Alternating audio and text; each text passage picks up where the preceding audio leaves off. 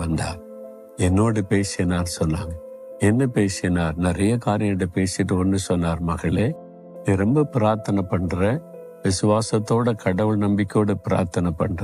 ஆனா இயேசு என்கிற என் நாமத்தை சொல்லி நீ பண்ற பிரார்த்தனை தான் பரலோகத்துக்கு வரும்.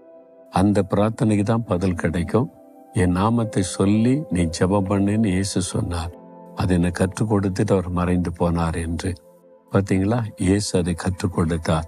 அந்த மகள் அதன் பிறகு என்ன வேண்டுதல் செய்தாலும் இயேசுவின் நாமத்தில் ஜெபிக்க ஆரம்பிச்சாங்க. அற்புதங்களை பெற்றுக்கொண்டாங்க. உங்க வாழ்க்கையில இன்றைக்கு இயேசுவின் நாமத்தை சொல்லி என்ன கேட்டாலும் பெற்றுக்கொள்வீங்க.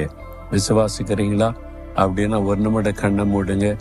நசரேயனாகிய இயேசு கிறிஸ்துவின் நாமத்தில் இந்த அற்புதம் என் வாழ்க்கையில நடக்கணும்.